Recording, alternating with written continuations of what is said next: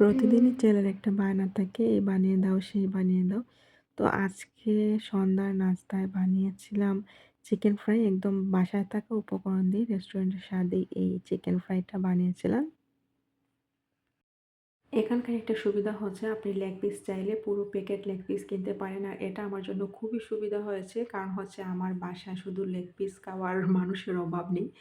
যাই হোক আমি যতটা প্রয়োজন ততটা নিয়ে নিলাম। আমি ৫ পিস নিয়েছি। নিয়ে খুব ভালো করে ধুয়ে একদম এরকম দাগ কেটে নিয়েছি। যাতে করে মসলাগুলো খুব ভালো করে ভেতরে ঢুকে যায়। সো আমি আবারও একটু ধুয়ে নিচ্ছি। ধুয়ে পরিষ্কার পানি দিয়ে কয়েকবার ধোয়ার পর আমি এখানে আদা বাটা আর রসুন বাটা দিয়েছি। তারপর দিয়েছি সামান্য মরিচ গুঁড়ো, সামান্য জিরা গুঁড়ো, তারপর সামান্য লবণ দিয়েছি। অবশ্যই সয়া সসটা লাগবে, তা না হলে কিন্তু রেস্টুরেন্টের স্বাদ আসবে না। আর এখানে যে ম্যাগি মসলাটা আমি ওইটাই দিয়ে দিচ্ছি। এটা হচ্ছে এখানের থেকে আমি যে ম্যাগির নুডলসটা কিনি ওইটাতে একটা প্যাকেট থাকে। ওই মসলাটা কিন্তু এই চিকেন ফ্রাইটাতে দিলে খুবই টেস্টি হয়। তারপর আমি এখানে সামান্য টমেটো সস দিয়ে একদম ভালো করে মাখিয়ে নিচ্ছি। আর এই আপনাদের হাতের কাছে যদি পাঁচফোড়ন থাকে অবশ্যই এই চিকেন ফ্রাইটাতে দেওয়ার চেষ্টা করবেন। তাহলে কিন্তু আরও বেশি টেস্টি হয় খেতে। আমি বাংলাদেশ থেকে নিয়ে আসি নাই তো দেই নাই। ১ ঘন্টা রেস্টে রাখার পর আমি পেয়ে আসলাম ভাজার জন্য। এখানে আমি ডুবো তেলে এই চিকেন ফ্রাইটা ভাজবো। তার জন্য আমি অনেকখানি তেলই দিয়ে দিয়েছি। আর এখানে শুধু ময়দাটা নিয়েছি। এখানে আমি কোনো মসলা ইউজ করিনি। যেহেতু আমার বাচ্চারা খাবে তার জন্য অত স্পাইসি রাখতে চাচ্ছি না। তেলটা যখন হালকা গরম হবে তখনই আমি চিকেনগুলো আগে থেকে মেরিনেট করে রাখা এগুলো দেখেন একদমই মশলাটাকে খেয়ে নিয়েছে ১ ঘন্টা রাখাতে।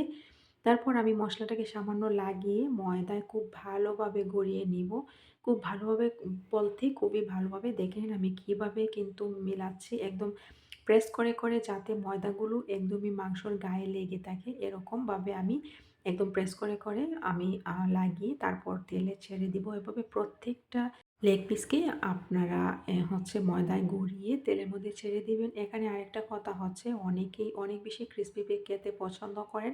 মানে হচ্ছে একবার কুট করার পর আবারও পানিতে চুবিয়ে আবারও ২-৩ বার কুট করে ভেজে নিলে একদম রেস্টুরেন্টের মতো হয়। কিন্তু দেখা যায় যে আমার ২ জন ওরা হচ্ছে উপরের ক্রিসপিটা ফেলে দিয়ে ভেতরের মাংসটা খায়। তার জন্য আমি একবারই কুট করেছি। যাই হোক পুরো মাংসটাকে আমি ১০ থেকে ১৫ মিনিট সময় নিয়ে উল্টে পাল্টে একদম ফ্রাই করে নিয়েছি। তারপর আমি উঠিয়ে নিয়েছি তেলটা ঝরিয়ে। খুবই সুন্দর হয়েছে দেখতে।